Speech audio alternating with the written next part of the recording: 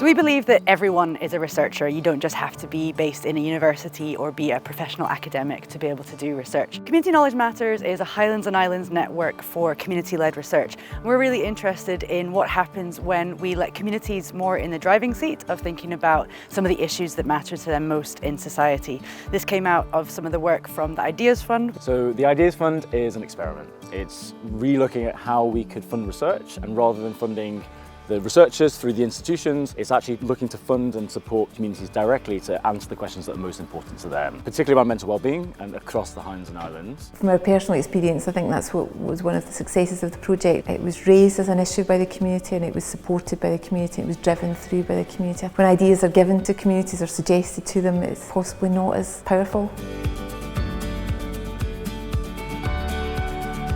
The relationships are the most important part of these community-led collaborations with researchers, and just how do we nurture that, give it space, and really kind of make sure that funding is set up to allow relationships to really be authentically sort of nurtured and that great things happen from that without pressure on sort of fixed outcomes. Starts a process of emancipation in a way that you do not normally see in academia, and certainly for me that's been one of the biggest things. And emerging from that will be ideas, new opportunities, all sorts of great impact which we're seeing now. Opportunities for different types of funding, opening new doors to new networks, skills, individuals finding new pathways into their own practice. It's been incredible to see how many of the projects have flourished with the Ideas Fund across the Highlands and Islands. Everything from the first dementia-led Festival of Arts in Inverness all the way to projects really starting to shape policy up in Shetland around youth-led experiences around drug and alcohol. Actually, if we fund all this community-led research, what happens next? Is it actually going to affect policy? Is it still valued equally as lived experience work to other types of research? But we also know that research isn't necessarily accessible to everyone, and there's often a lot of barriers in place for people.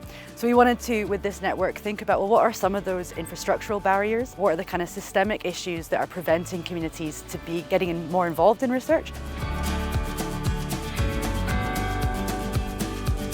So Community Knowledge Matters is trying to take this kind of more collective approach to build and focus not just on individual projects and individual impact, but thinking, well, what can we do collectively to change some of these systems? For us, it's not just thinking about the money, but also what support is needed to enable communities to lead research, to work more equitably with researchers, to really look at the power dynamics around this and support communities to explore, but also build that capacity and focus on the social impact. Thinking about the connectivity that's needed to kind of build this network, to build this coalition of the willing to really make a change around mental well-being across the Highlands and Islands as well. We're bringing together everyone who's passionate about community-led research, whether that's grassroots community organisations, people with lived experience, researchers, students, people working in service provision, especially around mental health and well-being, and of course thinking about engaging with policymakers and decision makers to see ways in which community knowledge can be better valued and better listened to.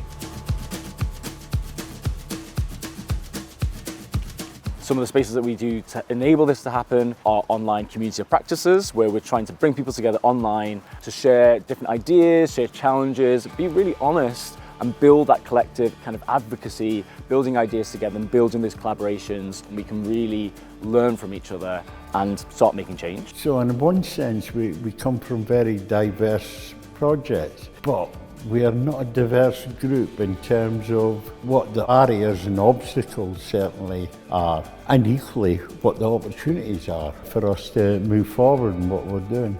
But my big take is that being sitting with other people doing different projects, facing exactly the same problems and being able to talk about those problems. What I find really amazing is that, again, it's about that shared language. So I'm going in and I'm talking about things from my perspective, and I'm trying to find the right way to convey that to this group of people. And then what I'm hearing from them is the same thing back. We are genuinely experiencing the same challenges.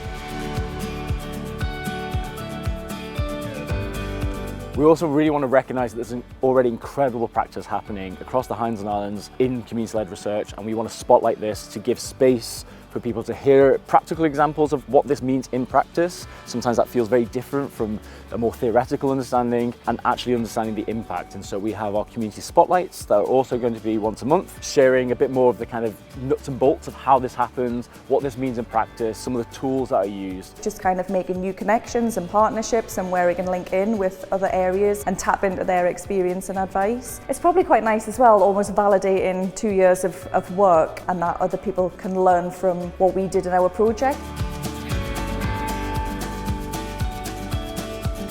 We've got a specific look at ethics. How can we make ethics processes in universities more accessible and kind of more meaningful and respectful for those communities they're working with? But also, how can communities get involved in their own ethics processes if they're wanting to lead their own research process? We have been co-developing a participatory ethics toolkit and starting to think, what would ethics from a rights-based perspective look like? I think it's important that we kind of try and reframe that power dynamic that traditionally has existed, where community members understand what their rights are, that their right to say, yes, I'd like to be involved in that research, and to think about different issues that might matter to them, about incentives, about consent. And I think it's important for them to understand that they have rights within that to be able to take that forward.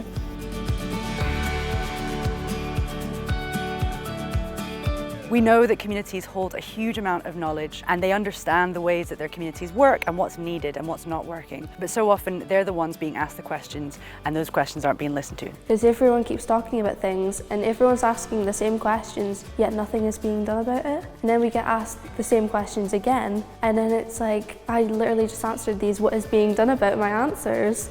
And we also have a working group looking at public health and social care, thinking about what some of the drivers for change are within health and social care and how communities can be more in the driving seat when it comes to those matters as well. We've been developing a co-priority survey that we've been co-creating with a number of community members to think about how we can ask questions in a way that feels more accessible, feels more meaningful and feels more relevant to the issues that communities are facing. And really almost in a meta way, thinking about how we can ask questions about how people would like to be asked questions, so how we can make the research process itself more accessible to people, especially when it comes to matters of rural mental health research. I think what's different is that actually it was shaped by community members. So I got involved in this independently, not representing an organisation, just as my opinion as a community member. And what was really important actually for me was making sure that the language is accessible, coming away from that academia and putting it in normal language that people would be able to respond to.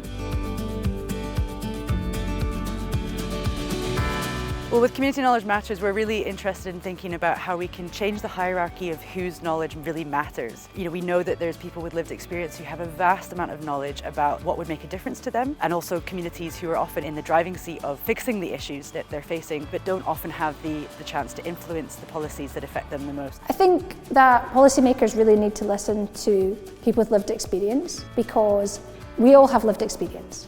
And those policymakers have their own lived experience and they will have a bias. What we need to do is hear a diversity of different voices and experiences and challenge some of the perceptions that we have as people that can make decisions and have power. And we also need to consider some of the things that maybe are inherent in the system that we need to change, that really create a power dynamic that means that it's very unequal. We need to consider things like equity. We need to consider what we can do to raise up voices that are more difficult to hear, find more places where they aren't heard. But I think something strange has happened in the dementia landscape. The new dementia strategy was shaped by a panel of people with lived experience. And when we saw the actual strategy, it was all reflected in there, so they really listened.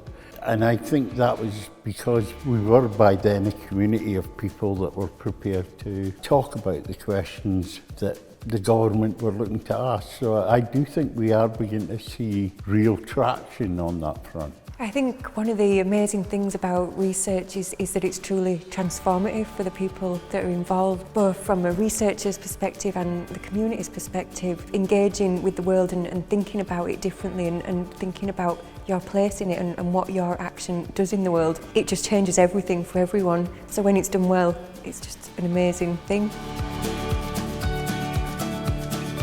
So if you're equally passionate about community-led research, want to find out more, you're curious or want to help us advocate for change, come join the network.